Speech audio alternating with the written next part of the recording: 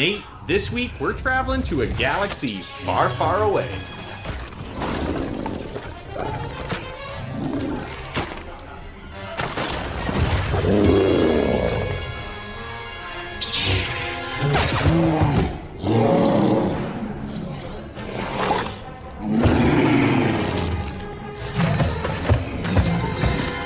Nate, like I said, we're traveling to a galaxy far, far away. This week we're checking out Star Wars, the Skywalker Saga, the Lego version. And let me tell you, I was excited to get my hands on this one because I know both of us are huge Star Wars fanboys. So anything Star Wars, I'm in on. And the fact that it's Lego just even got me a little more intrigued because it's been a while since I've played a Lego game. And let me tell you, I wasn't disappointed. I had a blast jumping into this game. We're going to get into some of those details a little bit later. But what did you feel like when you first jumped into Lego, the Skywalker Saga?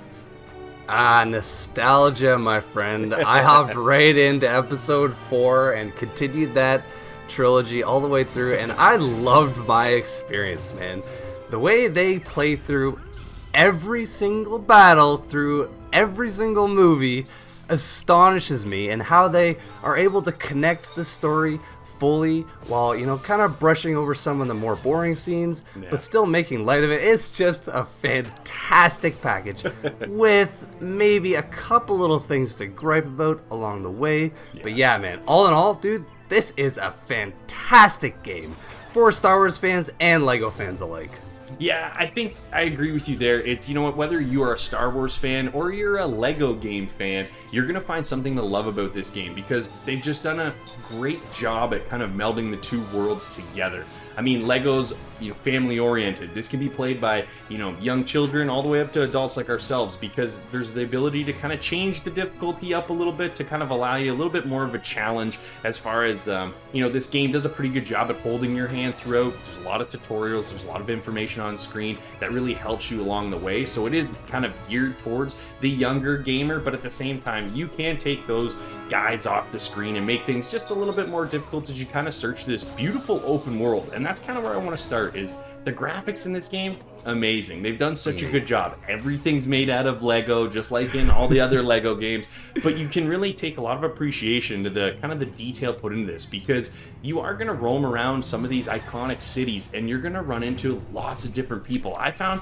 it was very populated. I didn't feel like I was walking around a ghost town the whole time, and there's a lot of AAA titles out there, games that we've jumped into where, you're expecting it to be a lot more populated and it's not. So they've done a good job here in Lego with just kind of the overall graphical approach. Everything about this game looks sharp. It was done really well. It was kind of the thing that stuck out to me the most, especially early on, where I was kind of taking in all that nostalgia, right? Where I'm like, oh man, I started episode 1, which I thought was really cool. They let you start at the beginning of all 3 trilogies, depending on how you wanted to play through the episodes yourself. There's so many things to unlock in this game. It was actually a little overwhelming at first until I kind of sorted out what I was unlocking, actually. I mean, there's so many things. Ships, characters, all different kinds of blocks. We're collecting studs the entire time. That's kind of the currency throughout the entire game. You can use that to upgrade. There's lots of things to do here, man. Like I said, again, it was a little overwhelming, but they do a good job at kind of leading you along the way step by step, so you do kind of get comfortable as you play through this game. Yeah, man, I love how each mission is kind of broken up by these open world experiences while you're exploring. Like when I was on Tatooine, Mos Eisley, man, there was people everywhere. Side missions that give you these upgradable points, which in this game, man, you're not playing as just one character. You're controlling all of them. Like you're controlling Chewbacca, Han Solo, Luke, R2-D2, C-3PO, all these characters all at once you can kind of toggle through, which you can play split screen. That's awesome. Huge highlight of this game. I unfortunately couldn't play it split screen. I tested it out a little bit with another controller with no one playing it, but I did test it and it works. And I see the draw to this game with that feature. All right, Cory, well, I have to complain just about a few things because we had a couple issues throughout our time. And these issues, unfortunately, made you restart your game and restart that mission from the beginning. Unfortunately, there's no sort of checkpoint system throughout these missions. So if you get to the very end like I did on some of these more monotonous missions, well then you're stuck redoing that entire segment. So unfortunately, this kind of sucks, man. And it happened more than once. I started a whole new mission, and then out of nowhere, it was split screen. And I had to, again, restart my entire game just to get rid of split screen for some reason. So I don't know, man. These little things are a little frustrating and have to take down the score a bit. Yeah, you know what, I agree with you. I ran into the same co-op split screen issue where I just started up a mission and it was in split screen. I only had one controller on, so I didn't quite understand, and I couldn't find the option to cancel the split screen and just kind of go back to being able to toggle between each character. So again, I had to close the game down and restart the mission, and then it was fine. It was all cleared up. The other issue I had, and it was actually kind of a pain because it was more kind of at the, you know, the pinnacle of episode 1 where I'm fighting Darth Maul. It's the boss battle, and you kind of have to chase him around the area, and you fight him a couple of times and you go about it that way. But the problem was after I fought him the first time, everything on my screen other than just kind of a small focus point where the character was blurry, and I didn't know if it was something that I just, you know, ran through. It was, you know, I was doing something wrong, but every time I went to fight Darth Maul again, it would come back into focus, and then he would run off and everything would be out of focus again. And it actually was kind of hard to look at, especially because you're playing it for about 10-15 minutes, and my eyes started to get pretty sore, and I was like, well, I just want to make it through because I don't want to have to restart and this be a problem. But it was not game breaking, but it was definitely disappointing to play through, you know, especially the end of that episode and it be like that. So again, there's just kind of these small visual glitches that we ran into while playing this that kind of, you know, takes it down a couple of points, a couple of notches.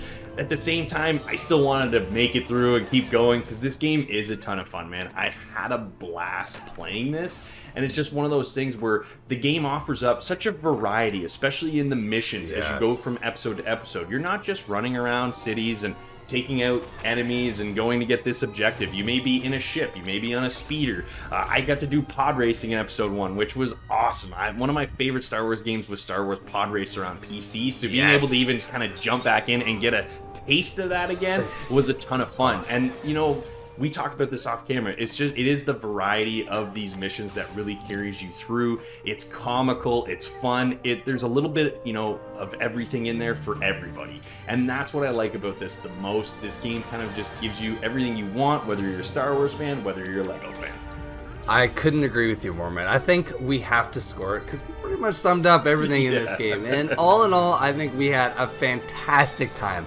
Dude, I love the pace of this game, how they switch things up. You're doing boss fights, then you're in the starship, and there are so many starships. I mean, dude, you can play as an X-Wing, a TIE fighter, all these different ships throughout these different space combat missions, and this experience is fantastic. I have to give it an 8.5. It got notched a little bit because of these glitches, so hopefully they can maybe iron that out over time, but 8.5 for me, man. What about you?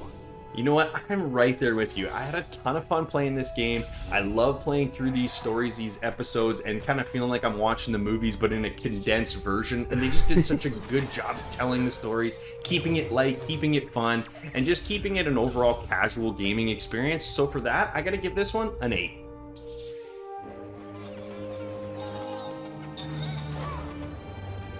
A fun and family-friendly adventure that does a great job at melding these two universes together. Some graphical hiccups along the way, but overall, a great time.